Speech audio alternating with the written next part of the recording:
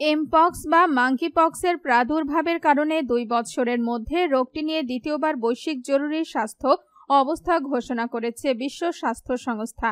কী কারণে আবার সেই দশা ফিরছে জানাচ্ছে বার্তা সংস্থা রয়টার্স। মাঙ্কিপক্স হারিয়ে যাওয়া গুটি বসন্তের মতো, তবে তুলনামূলকভাবে কম গুরুতর এবং সংক্রমণ বেশি ছড়ায় না। এই রোগের প্রাথমিক উপসর্গ হচ্ছে জ্বর, মাথা ব্যথা, গাঁট ও মাংসপেশিতে ব্যথা এবং দেহে অবসাদ। জ্বর শুরু হওয়ার পর দেহে গুটি দেখা দেয়। এসব গুটি শুরুতে দেখা দেয় মুখে, পরে তা ছড়িয়ে পড়ে হাত এবং পায়ের পাতা সহ দেহের সব জায়গায়। এই গুটির জন্য রোগী দেহে খুব চুলকানি হয়, পরে গুটি থেকে ক্ষত দেখা দেয়।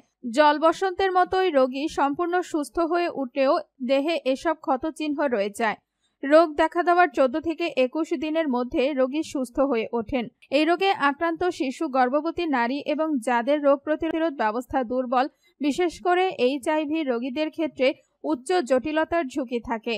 এমপক্স ঘনিষ্ঠ সংস্পর্শ, যেমন যৌন সম্পর্ক, গায়ে গা লাগা ও অন্যজনের খুব কাছে গিয়ে কথা বলা বা নিঃশ্বাস নেওয়ার মাধ্যমে ছড়ায়, তবে বাতাসের মাধ্যমে ছড়ায় এমন কোনো প্রমাণ মেলেনি।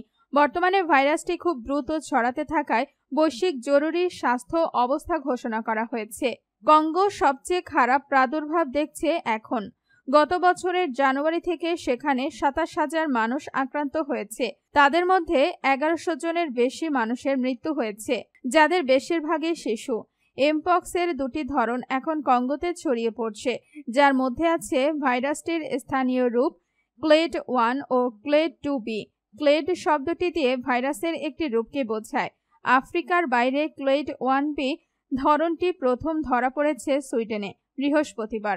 পাকিস্তানে এমপক্স সংক্রমিত একজনকে শনাক্ত করা হয়েছে শুক্রবার, যিনি সংযুক্ত আরব আমিরাত থেকে সেখানে ফিরেছেন। তবে তার ধরনটি নতুন কিনা তা নিশ্চিত হওয়া যায়নি।